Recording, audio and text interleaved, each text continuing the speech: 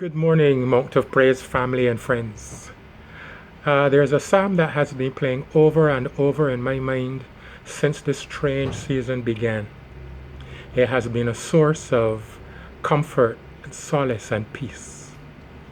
That's Psalm 121 from verse 3 to verse 5. He who keeps you will not slumber.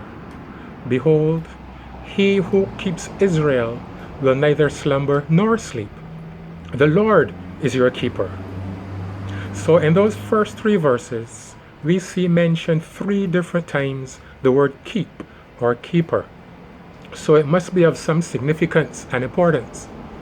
Now my Reader's Digest Oxford Word Finder has 20 different definitions for the word keep. So we shall focus on just 3 of those meanings. The first one means to initiate ownership. Something is not yours. You may want it. It comes into your orbit and you want to hold on to it. We have a saying, finders, keepers, losers, weepers. You want to initiate ownership. The second meaning means to have continuous charge or possession of something. Some people keep dogs and pigs, cows, and so forth.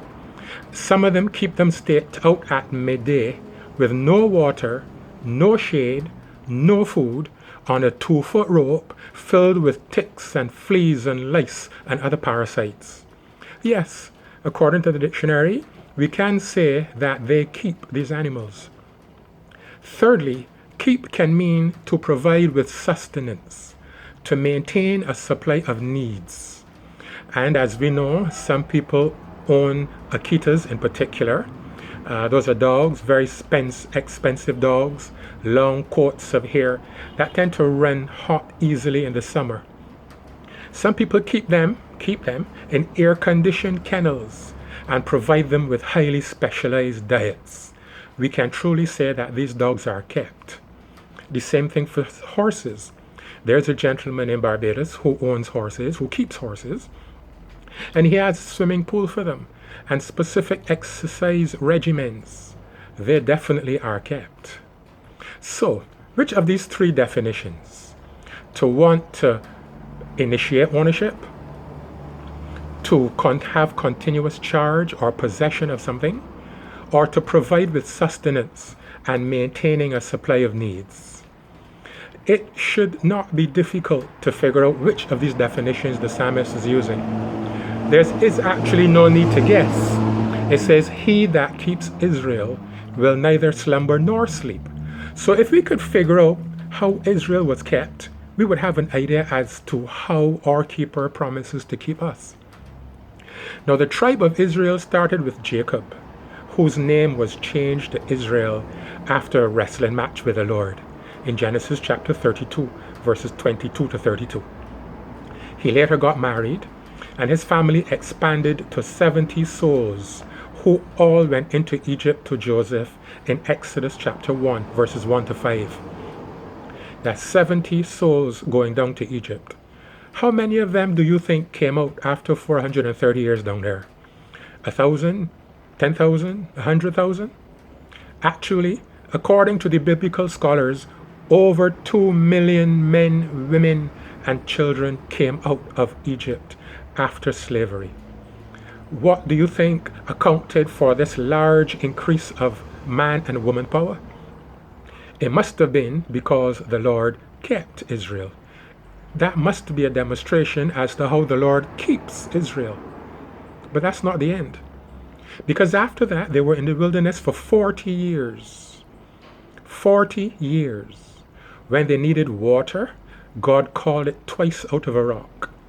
He even turned bitter water sweet at the waters of Marah. When they wanted food, God gave them manna. When they wanted meat, he gave them quail. Yes, Reverend Ronnie, they wanted meat. God provided quail for them. And a quail is a chicken-like bird. The taste is supposed to be similar to chicken as well. How come? Why did God do all this for his people? Because he was keeping Israel. As long as they were faithful, He had their backs even in wartime. They destroyed the Amorites, the Ammonites, the Jebusites, the Perizzites, the Hittites, all the ites, because that is how he kept Israel. The same Israel that he promises, the same way that he promised to keep us. In 1967, just relatively few years ago, Israel faced something called a 6-day war. Israel faced a confederation of enemies, including Arabia, Jordan, Egypt, Lebanon, and possibly Syria as well. These countries wanted to grind Israel to the dust and sweep them into the sea. They surely had the manpower and the machine power, because Israel's soldiers were outnumbered 2 to 1. Their warplanes were outnumbered 4 to 1. The tanks were outnumbered 3 to 1. There really is no way that Israel should have won that war.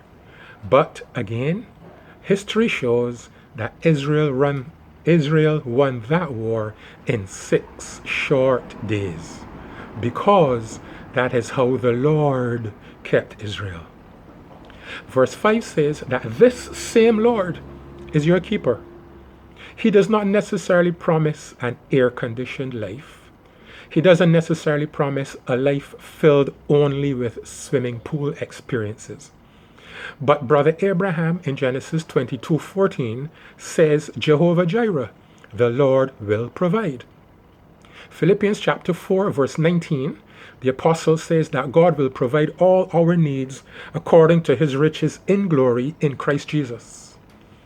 The apostle Peter, 1 Peter 1:4 and 5, he says we are kept by the power of God.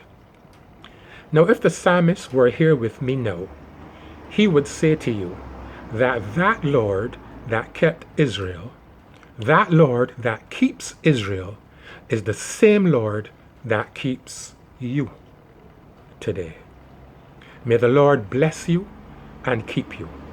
May the Lord make his face to shine upon you and be gracious to you. May the Lord turn his face toward you and give you peace, especially in these most harrowing days nowadays. God bless you.